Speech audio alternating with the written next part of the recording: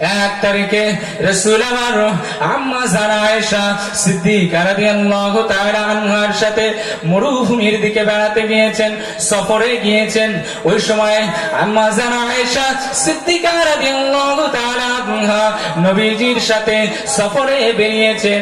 একটু ফাঁকা প্রান্তরে, ধুধু ধুধু বালু প্রান্তরে, আরবের ওই মরু প্রান্তরে আম্মা জান আয়েশা সিদ্দিকা রাদিয়াল্লাহু তাআলা আনহা এবং আল্লাহর নবী আমার একটু দৌড় প্রতিযোগিতা করলেন।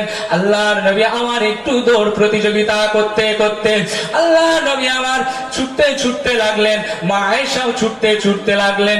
দুজনে একটু প্রতিযোগিতা করতে করতে আম্মা জান আয়েশা সিদ্দিকা রাদিয়াল্লাহু তাআলা আনহা এগিয়ে গেলেন।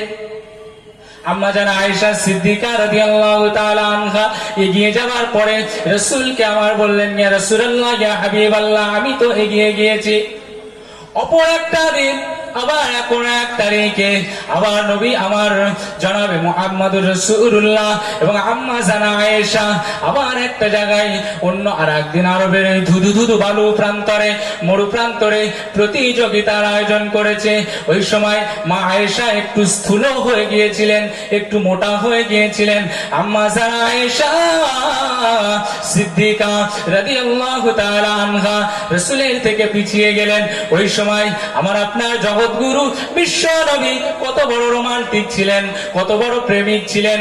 ওই সময় বিবিকে বললেন, ও আমার আয়েশা, যেদিন তুমি আমাকে হারিয়ে দিয়েছিলে, আজ আমি নবী জগৎগুরু মুহাম্মদুর রাসূলুল্লাহ, আমি তোমাকে আজ পিছনে ফেলে দিলাম।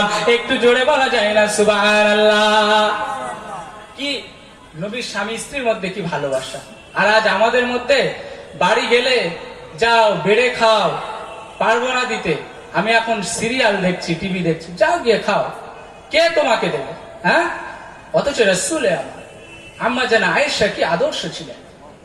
আম্মা জান আয়েশা সিদ্দিকা রাদিয়াল্লাহু তাআলা আনহা ঘরের ভিতরে যখন বিশ্রাম নিতেন, রাসূল আমার যখন দিনের কাজে বেরিয়ে যেতেন, রাসূল আমার সফরে যখন বেরিয়ে যেতেন, সফর থেকে বেরিয়ে আসার পরে পরে পরে পরে দরজায় টোকা পড়ার সাথে সাথে আম্মা জান আয়েশা রাদিয়াল্লাহু তাআলা আনহা বলতেন, জি ইয়া রাসূলুল্লাহ, ইয়া হাবিবাল্লাহ, হুজুর আমি লাব্বাইক, ইয়া রাসূলুল্লাহ, ইয়া হাবিবাল্লাহ, হুজুর আমি আছি।